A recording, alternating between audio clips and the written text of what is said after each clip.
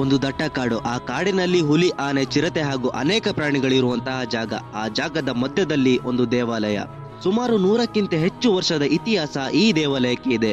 ಬ್ರಿಟಿಷರ ಕಾಲದಲ್ಲಿ ನಿರ್ಮಾಣವಾದ ಈ ದೇವಸ್ಥಾನದ ದೇವರುಗಳು ಶ್ರೀ ಕ್ಷೇತ್ರ ಧರ್ಮಸ್ಥಳದಿಂದ ಬಂದು ಇಲ್ಲಿ ನೆಲೆಸಿದವು.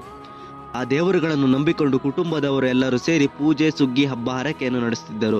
1912ರಂದು ಮಣ್ಣಿನಿಂದ ದೇವಸ್ಥಾನವನ್ನು ನಿರ್ಮಾಣ ಮಾಡುತ್ತಾರೆ.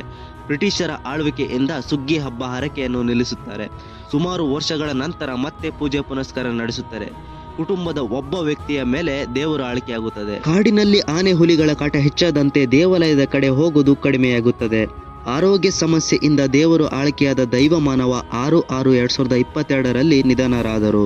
ನಂತರ ಹೊಸ ದೇವಸ್ಥಾನ 30/6/2023ರಂದು ನಿರ್ಮಾಣವಾಗುತ್ತದೆ. ತಂದೆ ಮೇಲೆ ಬರುತ್ತಿದ್ದ ದೇವರು ತನ್ನ ಹಿರಿಯ ಪುತ್ರನ ಮೇಲೆ ಆಳ್ಕೆಯಾಗುತ್ತದೆ. ದೇವರು ಆಳ್ಕೆ ಆಗಿದ್ದು ಈಗಲ್ಲ. 3 ವರ್ಷದ ಬಾಲ್ಯದಲ್ಲಿ ಭೈರೇಶ್ವರ ದೇವರು ಮೈ ಮೇಲೆ ಆಳ್ಕೆಯಾಗಿರುವುದು ಕುಟುಂಬದವರಿಗೆ ಬೆಚ್ಚಿ ಬೀಳಿಸಿತ್ತು.